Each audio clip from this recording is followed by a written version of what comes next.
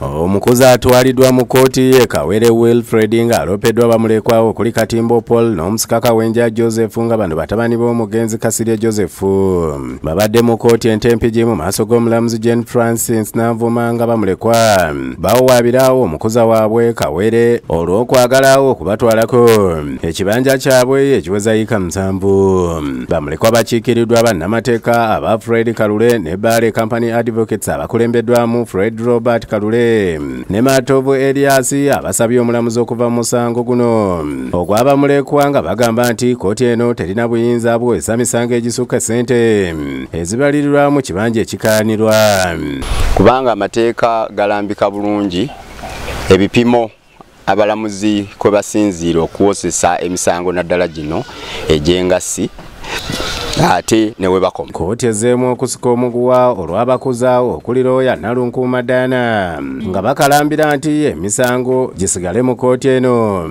ekitabudde oludda lw'abamulekwa. How did you come up with 40 million? How did you come up with 40 million? How did you come up with 40 million as the value? I am going did you just wake up and say, evaluation reports? Do you have evaluation report for the 40? Balooya babamulekwa bongedde okunafuya ensonga ya munnaabwe ekiwaliriza omulamuzi okusaba enjuyi zonna zisooke zikaanye wabweru wa kkooti. As per the Constitution, courts are encouraged to promote reconciliation.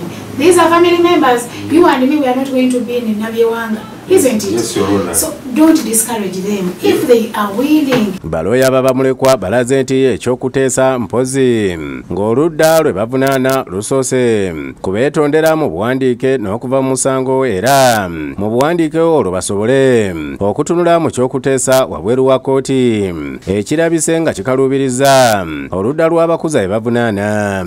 So I wouldn't advise my client to enter into mediation unless they are saying they are going to withdraw the matter and move on. Omulamuzi naye ekyokuva mu musango akitaddeko obukwakulizo n'ategeeza nti egyabalirirwa enjuyi zombi gisaanye okuddamu kkooti egyetegereze era n'alagira okuddamu okubalirira ekibanja kukolebwa omubalirizi wa gavumenti olwo ebinaavaamu kwe banaasinziirawo okuwa ensala ku kusaba kw'abamulekwa oba bava mu musango guno.